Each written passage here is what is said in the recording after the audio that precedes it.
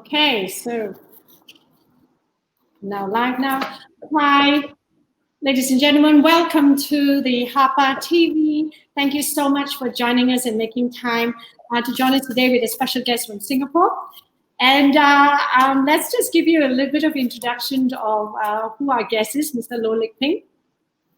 So Peng, right? Peng, can I call you Peng? Yeah. Okay. Yes. So Peng is a dynamic hotelier and a restaurateur based in Singapore who started his hospitality and F&B ventures under the umbrella brand of Unlisted Collection.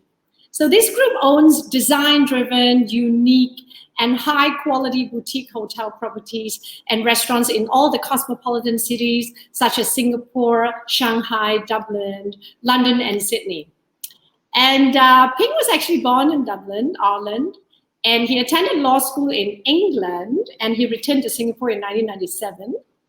And then he became a corporate litigator, but I don't know for how long. And then, you know, what I knew was then he stepped into the profession, into the hospitality industry. So this amazing guy, his amazing journey from practicing law to building award-winning establishments has grown into a group that now employs hundreds of people across 5 hotels and over 20 restaurants globally. So some of the key brands that's under Unlisted Collections, like in Dublin, he has, the group has 2 hotels and 2 restaurants. One of them is it's the Trinity Townhouse Hotel and the Old Wine Bar. And those of you who are familiar with London, he has 2 hotels and 2 restaurants in London. One of them is the 196 Bishopsgate Hotel and the Terra Restaurant, which is a Michelin star restaurant. In Shanghai, he has 2 restaurants. In Sydney, he has 1 hotel and 2 restaurants as well. The Eau Claire Hotel, as well as the Automata Restaurant, which has a 2 heads rating. In Singapore, he has more than 18 restaurants, out of which 5 are actually Michelin star. And some of the brands are like Majestic Restaurant, Burnt Ends, Poland, Cheek, JENN, and Nuri. So these are all the different brands that he has under the Unlisted Collection. So HAPA TV is basically a channel that we catch up with all these amazing entrepreneurs in the F&B and hospitality industry to get their insights and views about what the industry is like, what's the future. And I think what's one of the most interesting things that we always like to hear is what did they do and how are they reshaping their business to move into the future of what we call the new norm.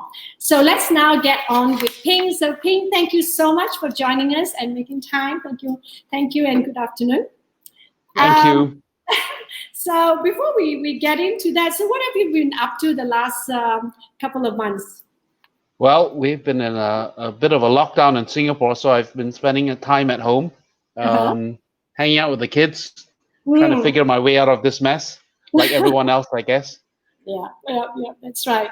So now, what is really interesting, right? So you were born in Dublin, Ireland, and you went back to Singapore in 1997, and you became a corporate litigator. For how long were you practicing law, and then how did you actually end up in the F&B industry? So I was in practice for maybe about 3 years, I would say. But you know, I came back to Singapore at a time when we had the Asian financial crisis. I think a lot of your audience here will probably not remember the Asian financial crisis because they're too young.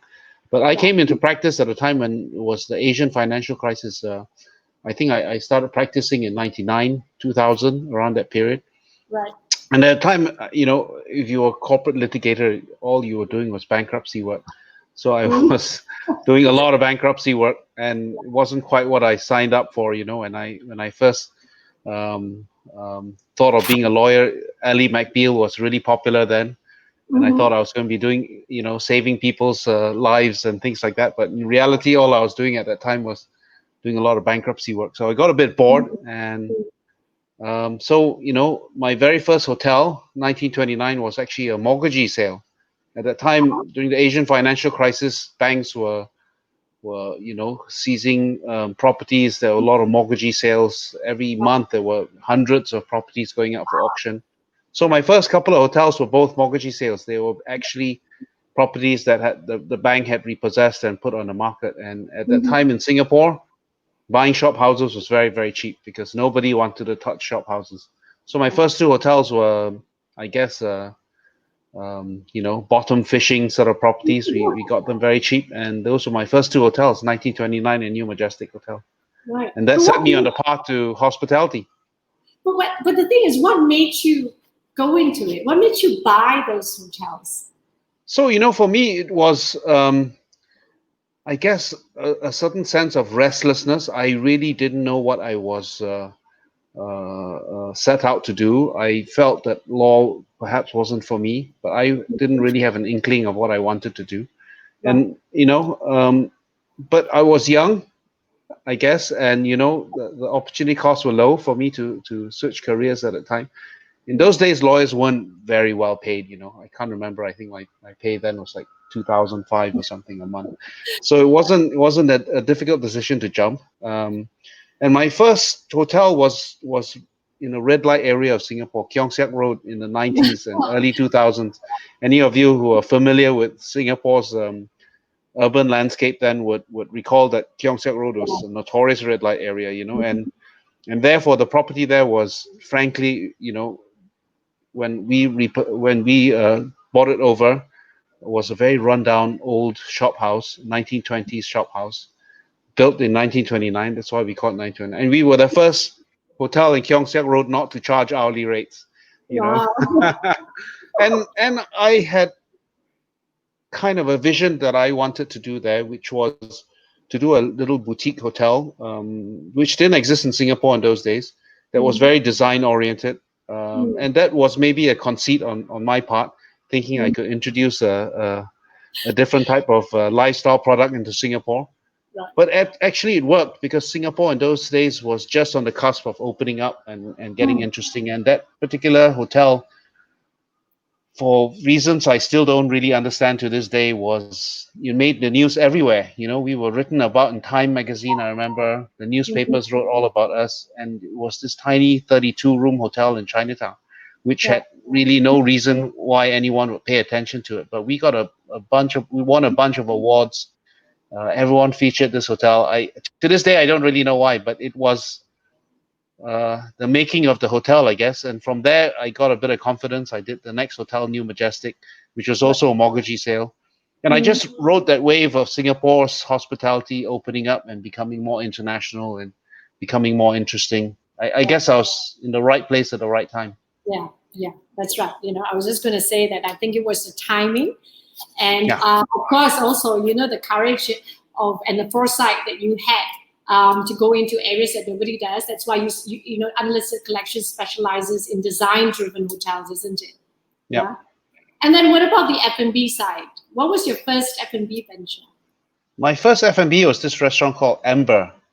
And Amber came about because, when we built 1929, I realized that if you do a hotel, actually you need to have a restaurant because somebody needs to have breakfast. And at first my thought was to lease out the space. Maybe a restaurateur would come there and then they'll have to provide breakfast for us, charges, whatever.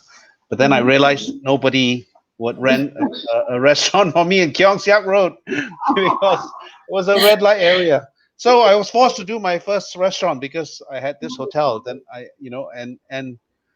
it turned out to be an inspired decision because Amber was a highly successful restaurant. Yes. Despite being in red light area, I had this fabulous partner at the time, Sebastian, and it was one of the sort of kind of first independent restaurants to open in Singapore.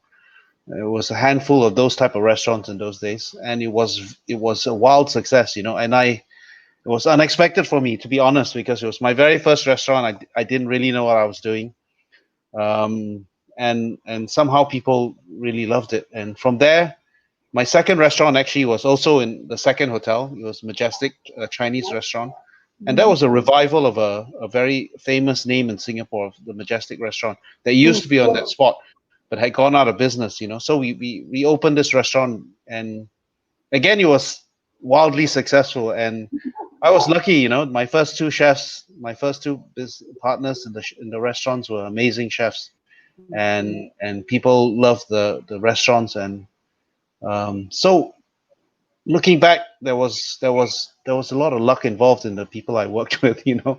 But the first two hotels and the first two restaurants I opened were wildly successful, and from there, I guess it just gave me the confidence to go on and do other things. Yeah. Right, right. So luck and timing has always been on your side.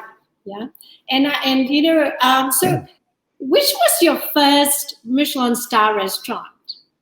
Okay, so this is interesting. My very first Michelin star restaurant was this restaurant called Viajante in London, Oh, okay. and it was at the Town Hall Hotel. We bought and restored the old Town Hall of Bethnal Green. And the interesting thing was at that time, this was kind of like 2010. In those days, Bethnal Green, East End of London was really rough. If you go to East End of London now, everyone talks about how trendy it is. 10 years ago, if you had gone down to wrong parts of East London, you get stabbed.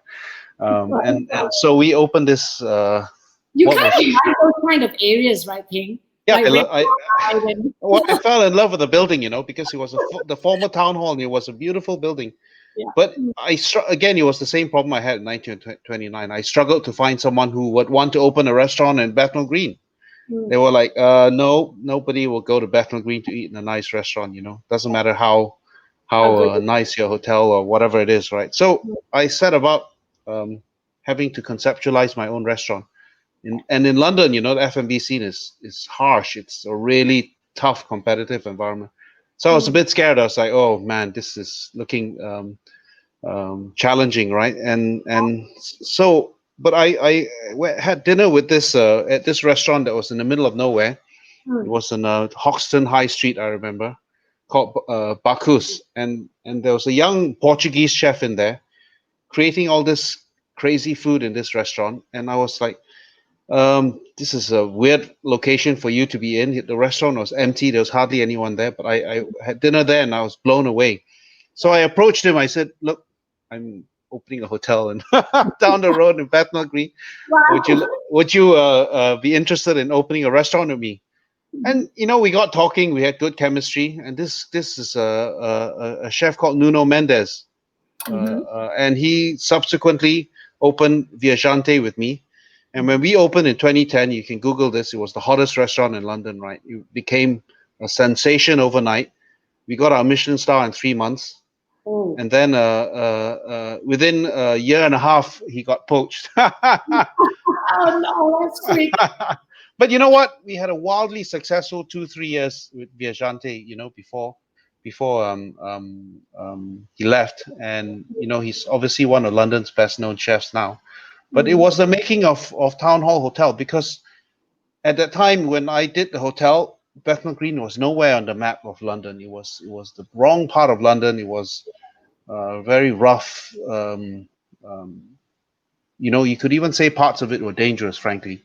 But we had this amazing restaurant that just everyone in London was talking about. Every foodie was like, when 50 Best hosted its first dinner in London, they hosted it at Viajante, and for 2 or 3 years we hosted all the 50 Best meals and dinners there. And so we were on the 50 Best list, I think, within a year or the second year of opening or something. Right. So it was London's hottest restaurant, and it put the hotel on the map.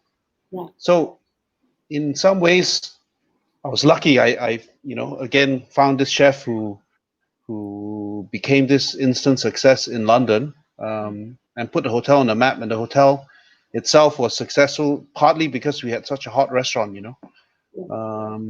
so it taught me a lot of lessons, those about the fusion you can get if you get the branding and the mix right between F&B and hotels, which is hard. Most hoteliers are rubbish at restaurants.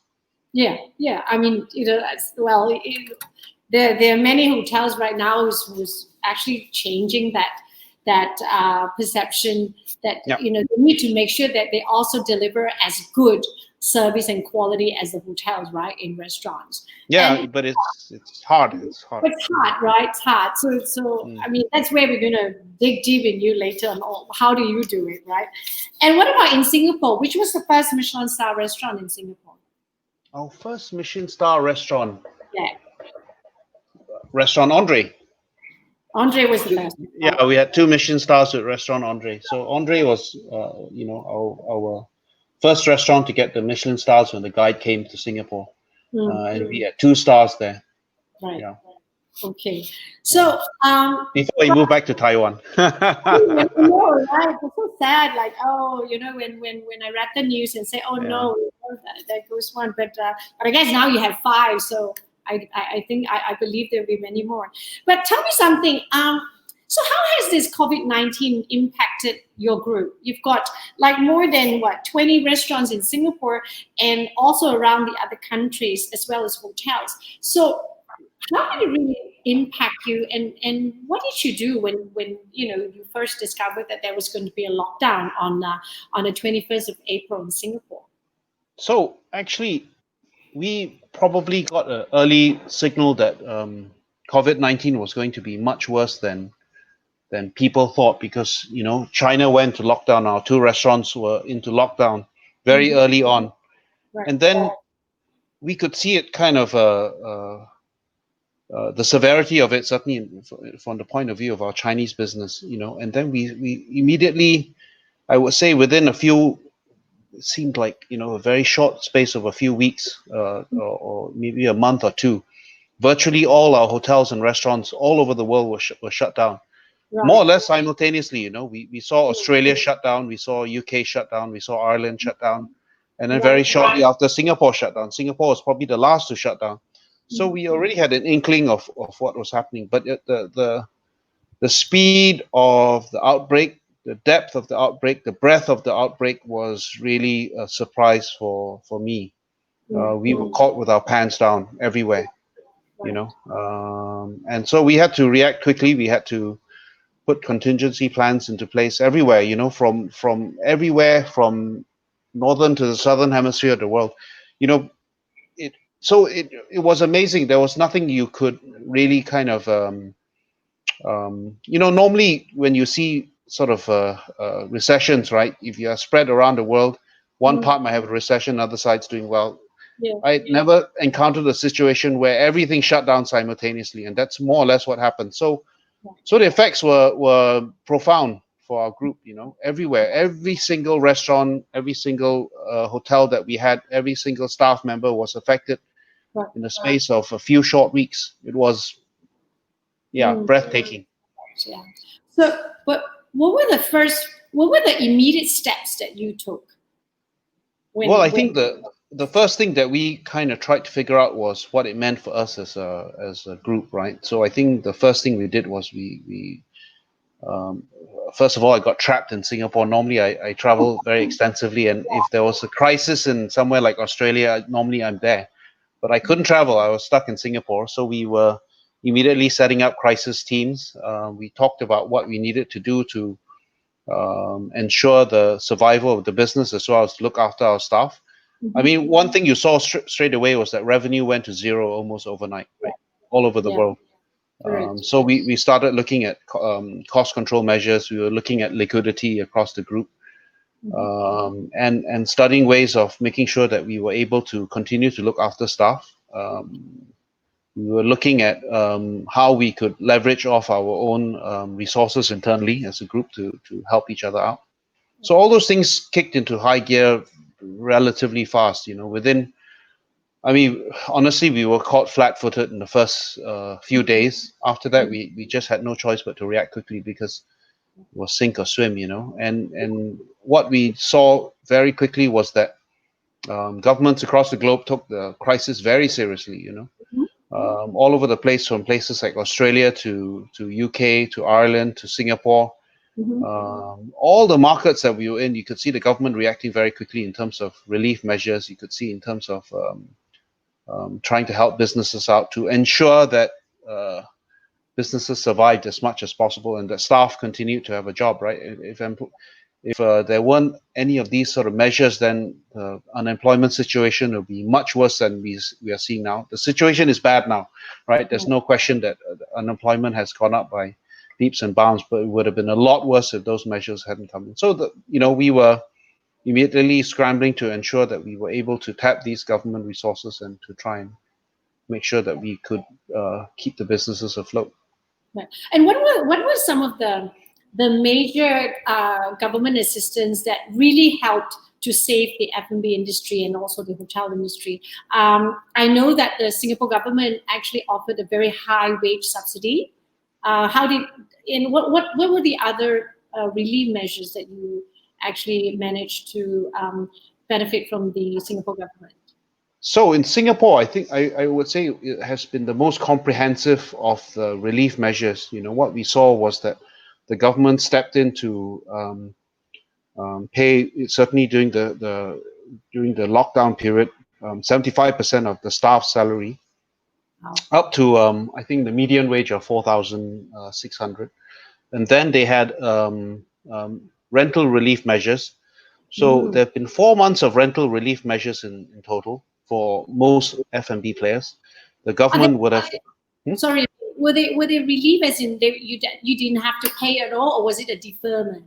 No, it was an actual relief, as in the rental was waived for to equivalent of 4 months. So what the government did was the government paid for 2 months, Right. and it mandated that landlords had to pay for 2 months.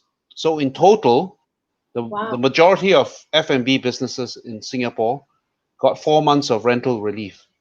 So basically from March, April, May, June, more or less. Right. And in some cases, landlords did over and above, right? Because I think the recognition then was that because rentals in Singapore are pretty high, if these measures weren't taken, many businesses would have gone to the wall, and likely you would have been litigation through the courts for many years, unproductive litigation, frankly, this sort of thing. So the recognition was that for the government to step in to try and preserve as many jobs as possible and try and get businesses to, one way or the other, you're still going to be making losses, but at least to be in a position to ride out the worst parts of the storm. And then, in July, August, September, we better start picking up business as much as we can, right? Right. So with all these reliefs, right, did your group have to lay off staff? Did you have to do pay cuts and all this to ensure that you conserve more cash? Yes, I think every group in Singapore probably had to take some form of cost-cutting measures, and obviously, other than rent, staff is the highest fixed cost, right? So I would say the majority of restaurants in Singapore probably had some level of pay cuts. I mean, for us, we tried to cushion it by putting every dollar that we could back from deliveries, for example, back to the staff. So it wasn't, the last few months haven't been a question of trying to make a profit. It's about trying to see how much you can channel back to your staff. And most of our staff, in fact, the vast majority understood why we were doing this, right? Because they could see their colleagues around the world losing their jobs. If you were in the F&B business anywhere in the world, anywhere in the developed world, in the last 3 months, the job losses are terrifying. If I look at the situation in London, in Australia, I think our staff were aware of the fact that this was a crisis where we really had to stick together. And hopefully in 3-4 months' time, everyone comes out and people still have a job. Obviously some pay cuts are necessary because otherwise your cash flow disappears and then you're going to close very fast, right? It doesn't matter what subsidies you put in. If you don't have cash coming in the door, if your income drops to zero, then you're in trouble. So I think that there was a good reaction from our staff. We didn't really have to let anyone go, but we definitely had to look at measures to conserve cash flow. Right. And during that time, right, I understand that you had a movement that was set up called Save F&B Singapore, and you did it with Becky as well. Can you just tell us more about that? Because it really came out so fast, and we understood that was part of your lobbying to the government. Yes. So Save F&B SG was an attempt by the F&B industry to give voice to our concerns and our frustrations, right? Because one of the things most of the people in F&B realize, we're a pretty fragmented industry. That is not really the Singapore is a restaurant association, but I think those were more sort of the more larger restaurant groups, more Chinese restaurants.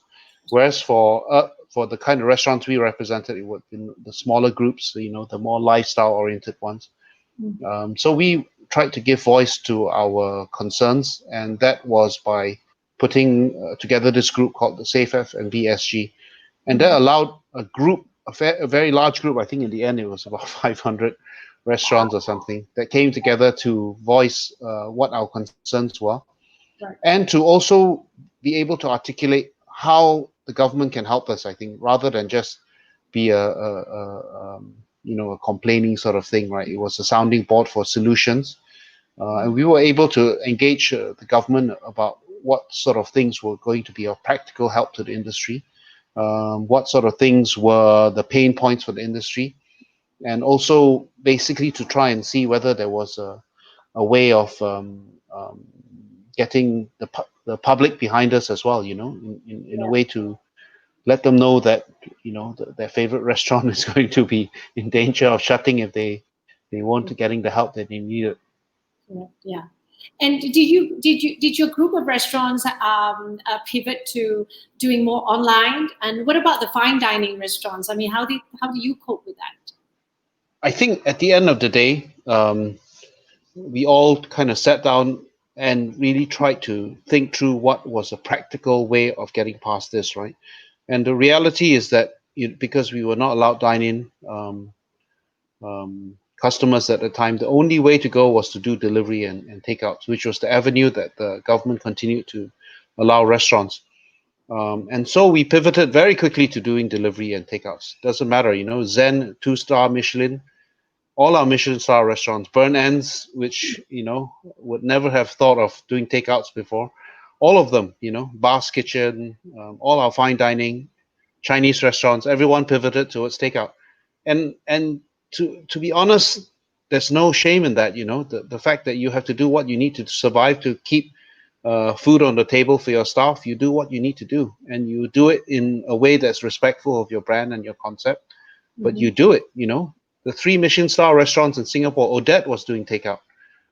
You look at Grant Ashatz in Chicago, he was doing takeout. So doing beef Wellington, right? And Rene Redzepi was doing hamburgers. So Yes. you do what you need to survive. You know, there's no question that you dig deep and you look at what you can do to ensure your staff have a job the next day, and you do it. Right. And what kind of revenue contribution will the takeaway or, you know, the deliveries as I would compared? think, yeah. Look, there's no way a restaurant in normal circumstances will be able to replace its dine-in traffic, dine-in revenue with takeout. But I think what we tried to concentrate on was trying to give value to our customers. What we noticed was that the loyalty counted for a lot, because the restaurants that were well known, that had regular customers, all of them came back and ordered food from us, right? All of them were there to support the restaurant. That's one of the really heartening things for me. So I would say you are maybe making 50 to 60% of what you would normally do on a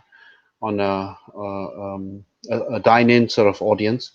But at the end of the day, if you're getting rental relief, if you're getting job support schemes, then that's enough to keep you afloat. You know, maybe not indefinitely, but it mitigates the losses and it allows you to see the next day. You know, and so as much as we could, all of us pivoted to doing that. And it was not a question of, you know, in those kind of situations where you're doing takeout and delivery, you're not looking at the same margins as you have when you're sit in. Nobody talks about 30% food costs or anything, right?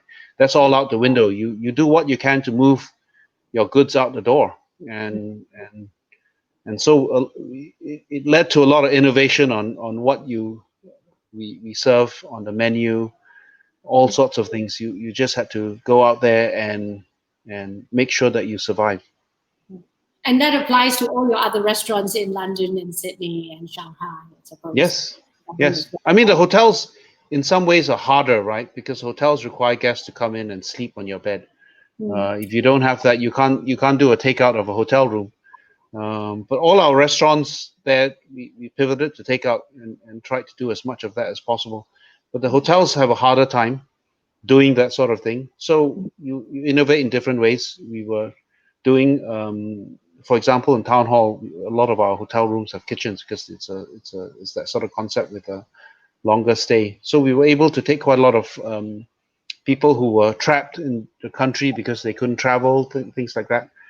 People who had to self quarantine, some frontline medical workers. So we tried to shift our markets and try and do a bit more of that. Our wedding venues were all cancelled, right? Nobody's doing a wedding this year, at least not a wedding at a scale that hotels need to cater for.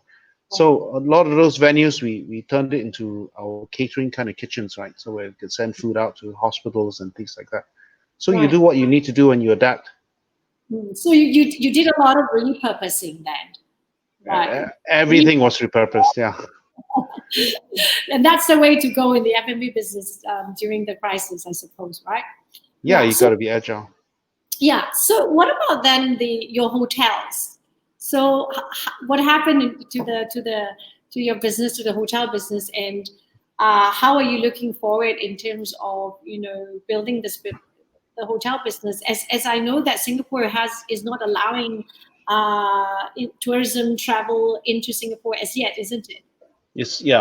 And that's the situation we're seeing all over the world. Actually, if I look at the advisories that we're getting in Australia, in the UK, in the EU, the chances of widespread international travel this year are going to be severely limited. So it's a high likelihood that we are not going to see a recovery for the hotels this year at all. So one of the things that we are looking at is obviously domestic tourism, and we are having some success with it. If you look at Australia, once they started to open up their measures a little bit, and they still haven't allowed interstate travel, we have seen a strong bounce back. By strong, I do mean that it's still obviously far below what we would normally expect. But you know what? Any day I'm going to take 25% above 0%, which is what we were seeing a few weeks ago, right? And in London and Ireland, where from July the 1st, the measures are being lifted so hotels can open again, we are seeing strong bookings, coming in. Again, obviously, it's going to be in the 20, 30, 40% range. But that's some really good, interesting green shoots, I guess. But the reality is, I think hotels will not see significant international traffic this year. And I think that applies all over the world, actually, not just Singapore. I would be very doubtful that Malaysia will get significant international travelers this year. It's simply going to be too difficult for majority of countries to open their borders to other countries, I think. So what do you then suggest for hotel owners and hotel operators? I mean, you need to have deep pockets. That's for one, But what else? I mean, what else can they do if the borders aren't opened and they can't get international travelers? So how do they repurpose the hotel or reinvent, or what should they do? Well, I think the countries which have significant populations can do a fair amount of domestic tourism, and you can do good deals, bundle it with your restaurants, bundle it with other people that are perhaps doing experiences, things like that. And I think Malaysia has scope for that. Singapore doesn't, right? Singapore has a very, very limited kind of domestic tourism market. They have these small weekend staycations that will probably make up maybe 10% of the inventory here.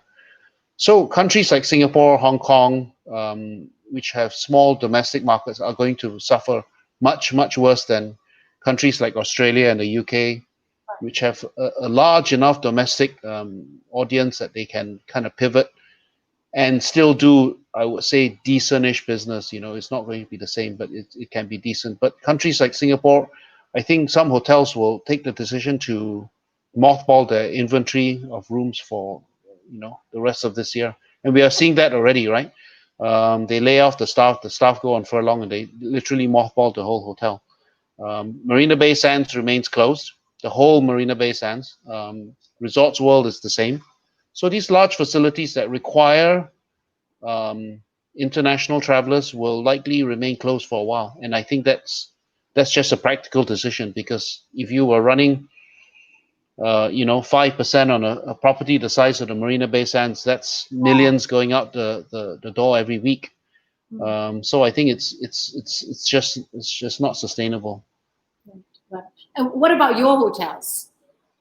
Our hotels, I would say, are in countries where we have sufficient domestic demand that we are able to at least keep an even keel. I would say we are able to at least keep our heads above water. And in this kind of situation, that's good enough. Nobody is talking about making a profit this year or next year.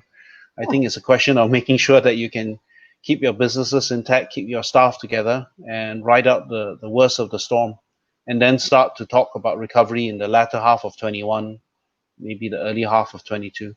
I think So, that's the calculation I'm making right now. right. So you I mean, this year is kind of like a write-off, I guess, for Yes. especially the hotel industry. Mm. And you don't see any recovery at all in next year, 2021. I think it's uncertain. I hope for decent recovery, but I think it'll be gradual. Part of the issue, of course, for us is not just about whether or not international travel bounces back. It also kind of has to do with perhaps the sort of recovery measures that a lot of economies need to do, right?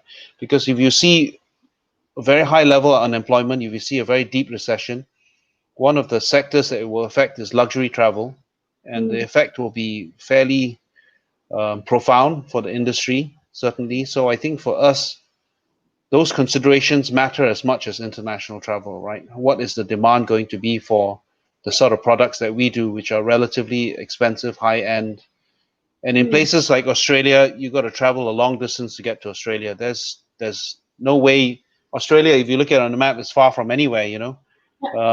Places like London will probably bounce back quicker, simply because it has a very large kind of tourism base. I think some of our markets will be slower to recover. What about like the ones in Dublin? Mm. Hotel in Dublin, you think that would take a recovery quite soon? I mean, sooner No, than West? no. No? Ireland will be relatively slow to recover. I think partly it's because they have a large exposure to the UK, and UK this year will be hit not just by COVID but also by Brexit. So it's a Wow. double whammy for the Irish and the English economies. And I think if we look at the projections that we are doing now, we see fairly deep effects from both COVID as well as Brexit. Right, right, right. So have you, well, in this last months, have you closed any of your restaurants? As in, have you decided to close any permanently or any hotels permanently? Actually, we haven't. We have, I would say, largely pivoted quite successfully and done what we needed to do. Our businesses remain well capitalized, so I think for the foreseeable few months we are not contemplating closing any of the restaurants or hotels.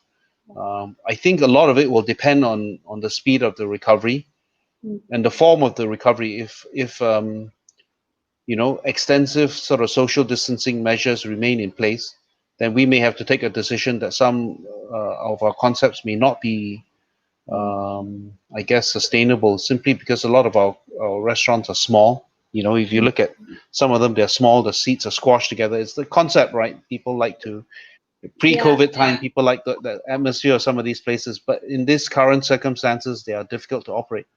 right, right. Absolutely. And so, how is Singapore's situation in the sense that you've got this lockdown, and what's actually happening? When are you allowed to? You are allowed to open for dining already now, right? So, Yes. what do you think will take place from now to the end of the year for all the restaurants? Like example, you've got what? You've got 18 to 20 restaurants in Singapore. So, what are the plans that you're doing from now to the end of the year at least? So I think if you look at the moment, we have been allowed to reopen on what's called the phase 2, which means that we are allowed to have 5 diners per table and social distancing of a meter, and obviously between tables at least a meter. So it does mean that capacity in most of our restaurants is probably constrained to about maybe 50%, in some cases lower, of its normal capacity. And that means that our revenue will also be similarly constrained. It's going to be 50% or whatever it is of our capacity, right? And therefore, we will probably need to continue to do takeouts and deliveries for the foreseeable future. So we are likely to do both in the majority of our restaurants, as well as perhaps we're going to look at doing a dark kitchen or central kitchen of some sort that allows us to continue the takeouts, maybe do a bit of synergies between the different restaurants to allow us to continue to do takeouts, even past phase two, because I think one of the things that this has taught us is that you need to have a robust set of different revenue streams, right? That allows you to pivot quickly if one or another of your other revenue streams takes a big hit. Before this, we were almost 100% reliant on dine-in customers, and when that was disallowed, you could see the effect was very immediate and very, very, very deep. So we hope that we won't be faced with that situation in the future. So it's more like a hybrid version now, right? All the restaurants are going on hybrid. Yeah, I think so. We will look at different revenue streams and how we can continue to do that, grow those. Has there been a lot of restaurants closed down in Singapore? Say again? Has there been a lot of restaurants closed down in Singapore the last couple of months? Yes, some very high profile ones. I think that was almost inevitable given the depth of this crisis, right? So yeah, we've seen some fairly well-known names take a hit in Singapore. Right. I'm sure all over the world, right?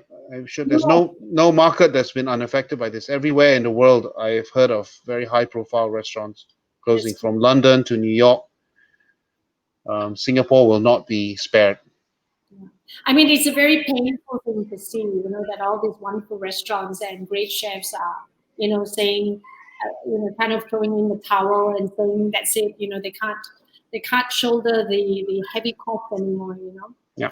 And since we're on that topic, so let's talk about you as an entrepreneur, as a business owner. How do you feel personally? Like, I call it the quicksand moment. Like, a lot of people in business that had overnight been robbed of revenue and been presented with huge amount of commitments and debts and whatever financial commitments that they have. I'm sure a lot of them kind of went into a kind of like a quicksand dark moment for a while, and really petrified and say, what am I going to do next? So what did you go through personally when you got this, and you have 20, 30 restaurants and so many hotels under your belt, so what were you feeling? Oh yeah, it was stressful to say the least. I would say you have moments of clarity despite all this bad news coming your way, right? And in the depth of this crisis, literally every hour we were getting bad news. We were watching one domino fall after another. We could just chart it every single day. Something fresh happened and new restrictions were put in. Flights were being closed to market. So you could feel that rising sense of doom, and it was certainly difficult. I didn't really kind of have a sense of where it was going to end up. All I knew was it was going to be bad. So to say the least, it was worrying, and I would say how I dealt with it was to just take the problem one at a time. We just broke down the issues. We got all our GMs into one chat group. We were just tossing ideas about what we needed to do to survive. And once you get into a mode where you are taking actions, then these sort of emotions are easier to control, because in a sense you are starting to put things in motion, and you are starting to make contingency plans. You're starting to look at your cash flow. You're starting to look at your liquidity buffers. You're starting to look at your funders, going to your banks and looking at different options. You're starting to work with your accountants and your HR on what measures you need to take to protect jobs in order to. So we were able to do that fairly quickly, and it helped a lot in terms of the type of emotions you go through as a leader when these things happen, right? And I say what also helped me a lot was that in my career, this is, I think, the fourth major crisis I faced. When I started out, there was the Asian financial crisis. When we opened 1929, there was SARS. Yeah. Then in '08, we had the global financial crisis, and now we have COVID. So somehow through all my career, I've had some very severe downturns, and every time I went through a severe downturn, there were as many opportunities as there were dangers.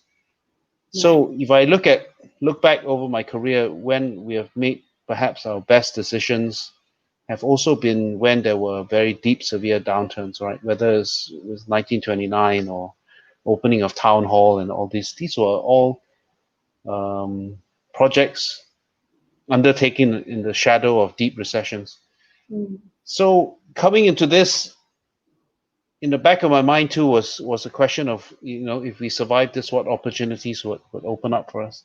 Um, and I think this is just the start of the crisis.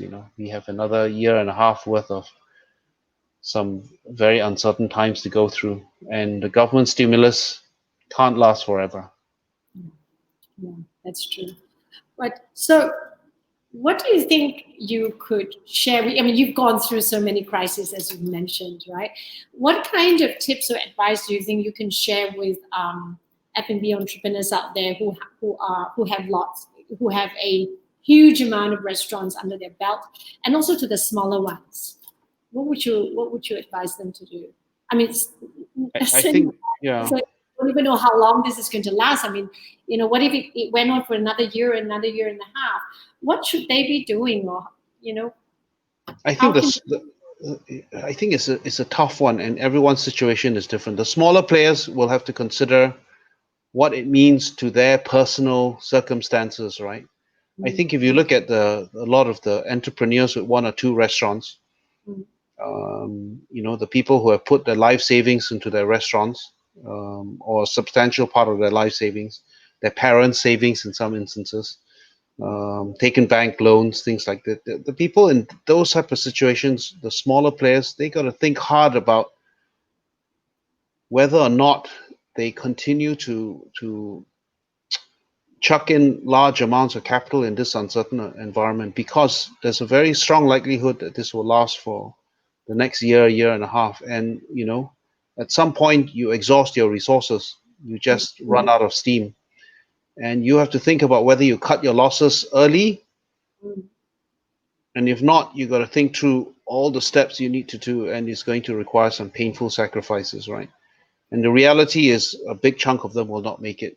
We have already seen in the early parts of this crisis that a lot of them haven't been able to make it. The larger groups, I think they have a bit more, I guess, resources, a little bit more cash to see them through. But at the same time, it's about trying to ensure that you, I guess, look after the majority rather than try and fight every single battle. There are some concepts that will fail in this new normal.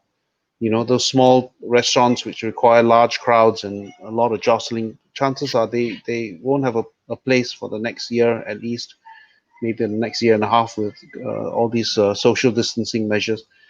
So it's a question of you might have to cut off an arm or two in order to save the rest of the body. So the larger groups maybe have a bit more time to mm, look through their strategic plans, and try and ensure that the vast majority of their group comes through, right? But it's chances are not every one of their restaurants will survive this crisis. And for the hotels, it's a question of ensuring that you have the balance sheet to see through two really, really bad years. And that requires you to get the buy-in of your staff, because you're going to ask a lot of sacrifices of them in that next 2 years, and they got to see a light at the end of the tunnel, right? But I think the one thing that is probably um, to in a sense, I would say that most staff are realistic about the prospects now. If you right. have to ask them to look at sacrifices, they are much more likely to see why you're doing that now than previously. Because anyone who loses his job now Mm. is going to have a hell of a time trying to get a job in certainly in the same industry, wherever you are in the world, whether you're in New York or London, where hospitality jobs, I would say in high profile restaurants were very prized. Those jobs are no longer prized, right? Jobs are liabilities for a lot of these restaurants now. So the reality is, if you can keep your good staff, and if they have to make some sacrifices, that's a good thing for everyone, because there's no way you can come out of this unscathed. Right. So, do you think there's a future for F&B and hotels? Yes, there's always a future for F&B hotels, and we can see why. Because in the early stages of the opening up, whichever country we are in, Australia, UK, Ireland, China, Singapore, we have seen a very strong bounce back because people have a huge pent up demand. They want to go out and have a good time, to eat in restaurants, to meet their friends, to go to nice places, to take a break. So I think those type of feelings, those type of behaviors are irreversible. No one's going to suddenly say, I'm going to just stay at home and have home cooked meals or home delivery meals, right?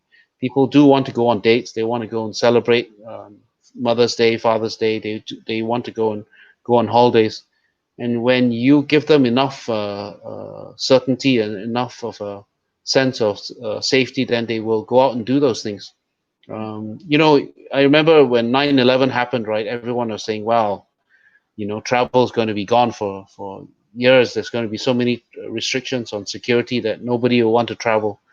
And, the decade after that was the strongest decade of travel ever. So we will adapt. Humans will adapt. We will get around the issues that we are facing now. Eventually, people will start traveling again. I strongly believe that people will start going to restaurants. People will start wanting to enjoy themselves with their friends. There's no reason why those type of fundamental behaviors will change. The way people consume in restaurants, the way people travel may change in the short to medium term, but the growth trajectory, I believe, is always going to be there.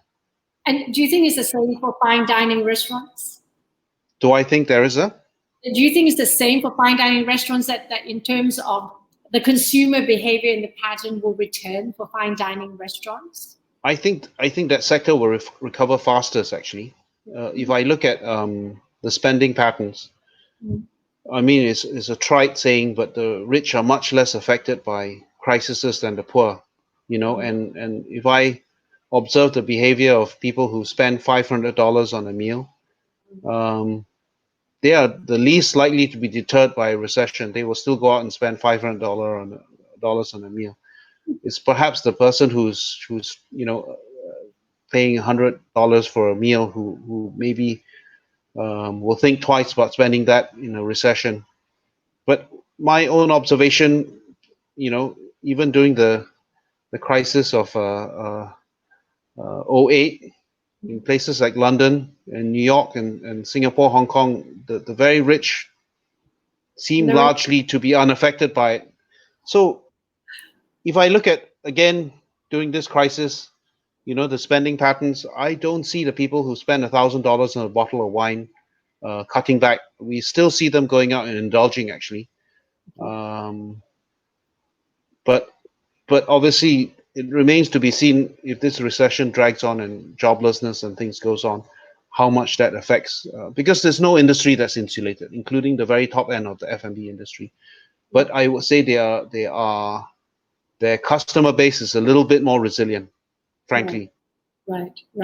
Then Which is what? which is actually in some ways a painful thing to observe. It's not necessarily a behavior we want to see in that sense, but it is quite true. Right, The right. very rich are better insulated. Yeah, it's a bit, well, I guess that's how things works everywhere, isn't it?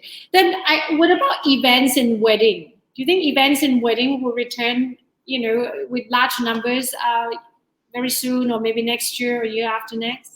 So if I look at our businesses in Ireland, like Sheen Falls and Town Hall, we are taking reservations for weddings at the end of the year already, and Oh, people are putting down deposits.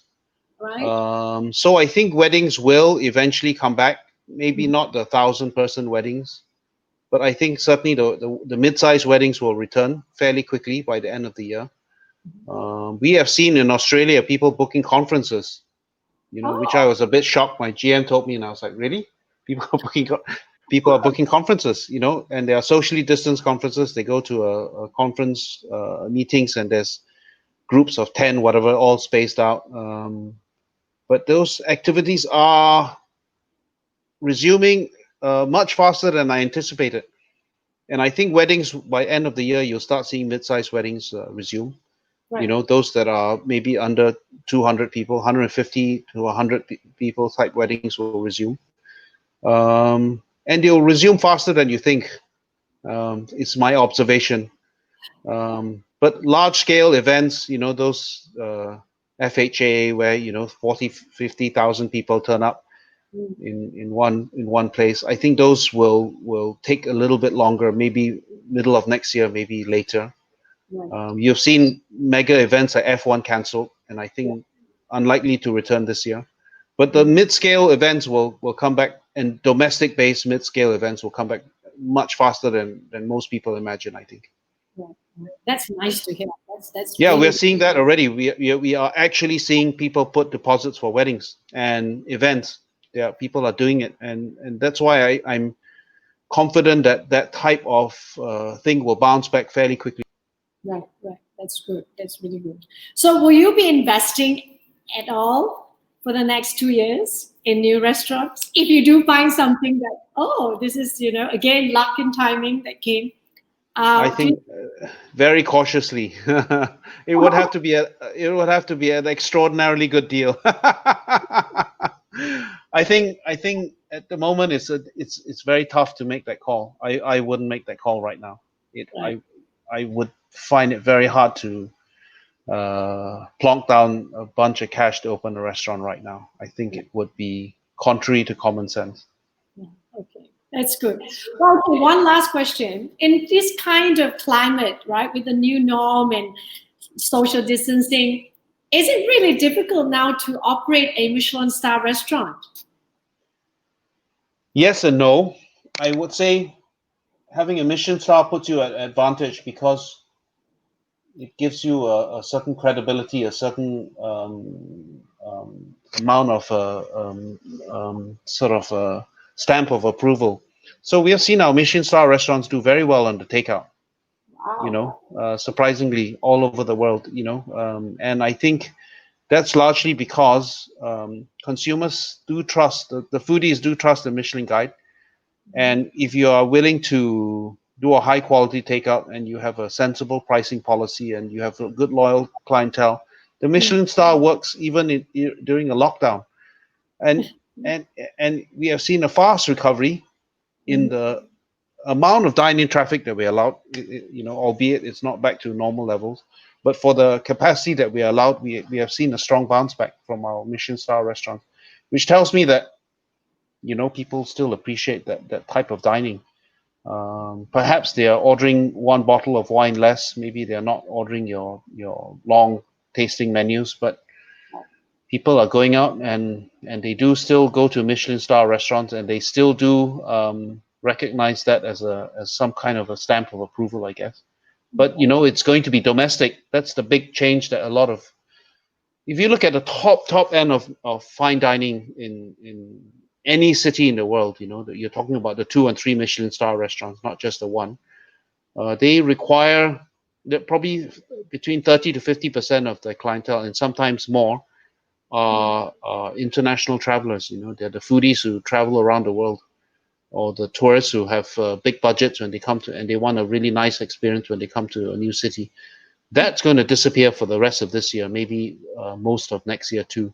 So the really high end 2-3 star Michelin restaurants are going to have to pivot to a local audience, and they have to do that fast because those type of restaurants have tremendous overheads, mhm, and they need to ensure that they're able to survive with just a pure local audience. That 30 to 50% of their normal business is not going to be there, mhm.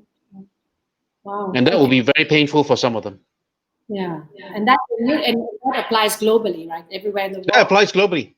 There's no restaurant operating at a 2 and 3 star Michelin level that does not require a fair amount of patronage from international foodies. The people who follow the Michelin Guide and the 50 best list and travel to Tokyo to eat in a sushi restaurant. Those kind of people, are a large chunk of revenue for the top end restaurants, and that's going to disappear for a while. Right. So, what is your last statement to your fellow Malaysian F&B entrepreneurs here? I would say hang in there. It's going to be a tough couple of years. All the kind of problems we're seeing now are maybe just a tip of the iceberg. That's what concerns me. We're going to have another year and a half of a really hard slog. So you guys have to really tighten your belts and prepare yourself for some trench digging, I would say. Yeah.